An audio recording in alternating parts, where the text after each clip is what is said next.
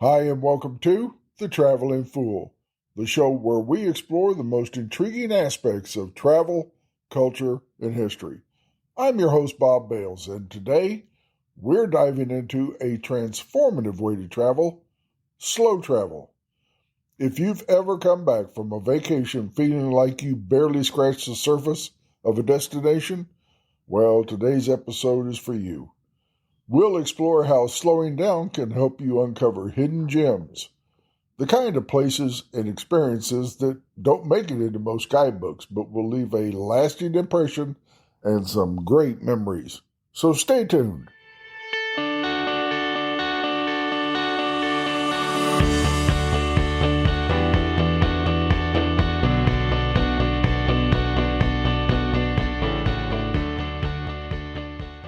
Hi, and welcome back. And today we're talking about slow travel.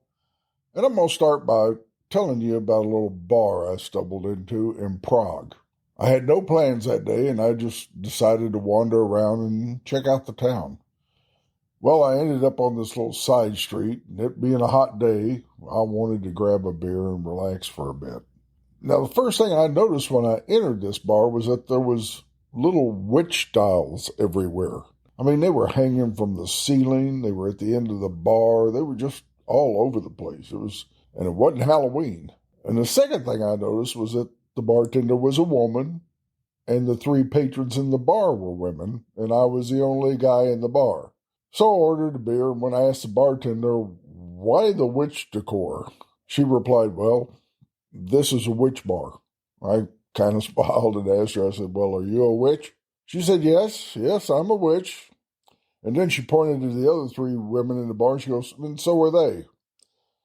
Well, my day just got a lot more interesting, and I wound up spending about an hour and a half talking to the bartender, who I found out owned the bar, and the other witches. Apparently, they had a coven in Prague, and they were members of the Witch Coven, and that was their watering hole. Well, I had a blast. I mean, I asked them all kinds of questions about witches, and apparently they were good witches. They didn't cast evil spells. I didn't walk out of there as a toad or anything. And they found out I was from Texas. They were interested in talking about Texas. Now, I wouldn't have found this place if I'd been rushing around between attractions in a hurry to see everything I could possibly see. And that is the magic of slow travel. It creates a space for the unexpected. So what is slow travel? Well, let's break it down. Slow travel is about trading a jam-packed itinerary for meaningful experiences. It's about spending more time in fewer places and really immersing yourself into the culture and traveling in a way that feels intentional. Imagine skipping the whirlwind tour of Europe, you know, the ones they advertise where you see 18 countries in 3 days, and instead just spending a single month in one country or 2 or 3 weeks in one location and really getting to know the people and the area that you're staying in. And why does this matter? Well, slow travel allows you to connect more deeply with the people, the places, and even yourself.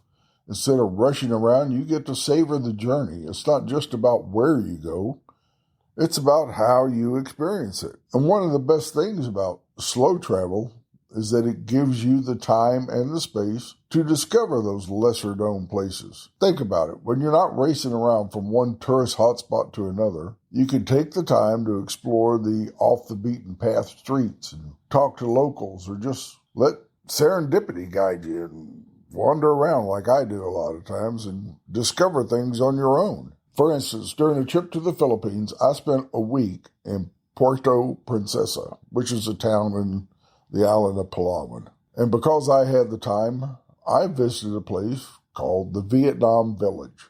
And the Vietnam Village is a town that arose from the Vietnamese boat people that were escaping Vietnam at the end of the war.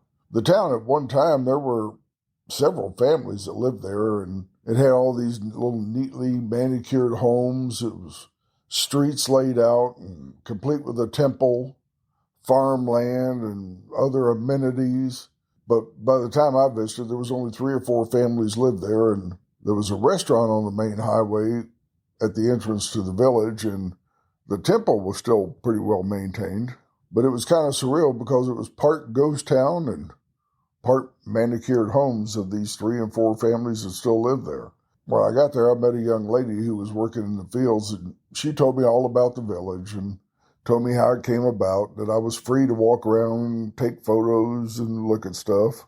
She said, well, even though a lot of the homes are abandoned, they would appreciate not going in them, which I didn't do, but I just walked around the town. And then I went and had lunch at the restaurant, and I talked to the owners who also lived in the village. And it was a neat experience. I mean, it was a time in history that happened that very few people knew about, and it wasn't in any guidebook. It was just something I discovered simply by being there and being open to the experience. So how can you adopt slow travel and uncover your own little hidden gems?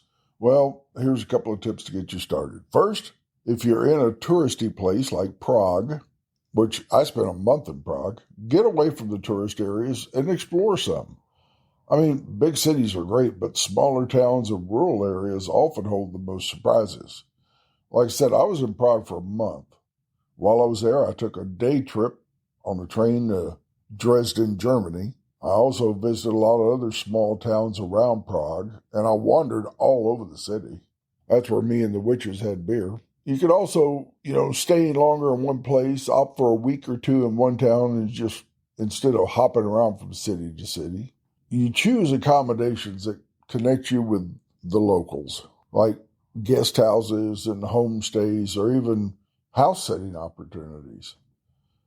Explore by foot or, grab one of those little bicycles that they rent all over the place and take a little bike ride around town. Because when you slow down your pace, you notice details that you otherwise would miss. I mean, I love walking around and exploring places because you can really come across some interesting things and meet some really cool people. And most importantly, talk to people. I mean, I talk to everyone. The people working at the hotel and the restaurant workers and just about everyone. Why? Well, because locals know the area a lot better than any guidebook. And they'll point you to the best hidden spots, whether it be a scenic overlook or a tucked away little restaurant where all the locals eat. Ask them, I said, if you had a friend visiting from out of town, where would you take him? What would you want him to see while you were here? And they'll tell you all the cool places. And just to give you a little inspiration, I'll share a couple of places. Like I said, when I was in the Czech Republic, I was there in Prague for a month. Well, I took one day and I went to the little town of Pilsen, which is real close, about a 45-minute train ride. Pilsen is known for the Pilsner Urquell Brewery. Now, this brewery opened up in 1842, and it was the very first brewery to make Pilsner beer, which Pilsner beer is all over the world right now. Well, they invented it. When I heard that, I had to go visit the brewery. And it is still in operation today. They're still making beer, and you can tour the brewery. And I think they had, if I'm not mistaken, somewhere between 7 and 12 kilometers of tunnels underneath the brewery, just crisscrossing everywhere, where they stored the beer. It was a cool little brewery tour. But Pilsen also has other things. They got catacombs under the town that you can tour. And walking around town, which is a very small town, I discovered the George S. Patton Museum, a creation of one man's passion to commemorate the liberation of the town of Pilsen by General George Patton during World War II. A fantastic little museum. Now, when I was in Macedonia, which is now known as Northern Macedonia or North Macedonia, I visited the town of Ohrid, Ohrid. Ohrid sits on the border of Albania, and it's a beautiful old town. It sits on Lake Ohrid, which is the lake that separates Macedonia from Albania. But Ohrid is known as the Jerusalem of the Balkans because of its religious significance and all the historical heritage. It sits, like I said, on the shores of Lake Ohrid, and it borders Albania. And at one time, it had 365 churches, one for every day of the year. There's still a whole bunch of those churches there and monasteries, including St. Sophia, which was built in 1025. And they also have a big castle on top of the hill that you can go visit. I mean, it is a really, really cool town. And I was telling you about accommodations. When I was in Macedonia at Ohrid, I stayed in a guest house. It was a man and woman. They were probably in their late 60s, early 70s at the time. And it was their home, and they had turned it into a guest house. They lived downstairs. Upstairs, there were 4 bedrooms that they rented out the rooms. And I had a blast talking to them and meeting them.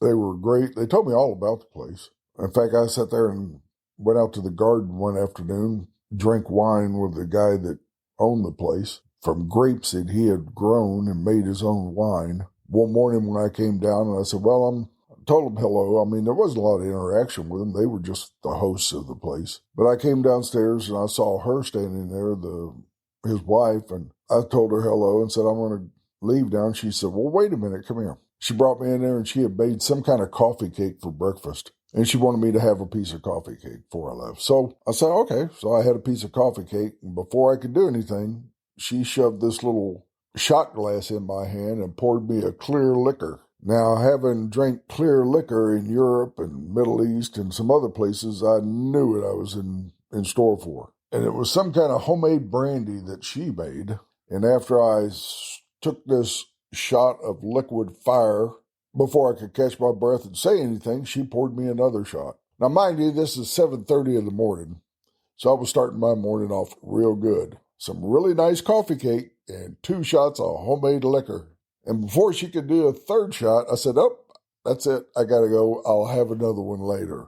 But those are the kind of people you meet when you just do a little bit of slow traveling. I stayed at this guest house that they owned, and they told me all about the place. I had a blast talking to them. Had a blast exploring the town of Ohrid, and those are just a couple of places that you can find that are off the beaten path. And when you let go of strict itineraries and embrace a slower and more curious way of traveling. And I guess looking back on it, I've always done some form of slow traveling. I prefer to go somewhere and just explore the area, walk around town, discover things, meet people, and talk to them, because you find the most interesting things, meet some of the most interesting people, and you come back with some fabulous stories that you can tell your friends. So you got a choice. You can take a 1-week, 4-country whirlwind tour of Europe and say, I saw the Eiffel Tower, the Champs-Élysées, the Tower of London, and I remember sleeping a lot on the bus overnight as we went from one place to the other. Or you can come back and tell your friends, man, I met a bunch of witches in Prague. So, as we wrap it up here, here's the takeaway. It's more than just a way to see the world. Slow travel is a mindset. It's about being present and savoring the journey and just opening yourself up to the unexpected. So on your next trip, resist the urge to just pack your schedule with all kinds of things to do. I mean, go ahead and schedule some things. Say, I want to see this and I want to see this. But leave yourself time to wander around a little bit. Get lost in a good way. And you might just uncover a hidden gem that makes your trip unforgettable. So thanks for joining me on this episode of The Traveling Fool. And if you've discovered your own little hidden gems through slow travel, I'd love to hear about them. You can share your stories with us on social media or just shoot me an email at editor@thetravelingfool. And if you haven't, go ahead and sign up for my newsletter. Like I said, I send it out about once a month. I occasionally miss a month. It's packed full of travel news and contests and things of that nature. Never say your name or email address. I'm a one-man show. The only place your name and email goes is to me to add to the newsletter. So until next time, safe travels.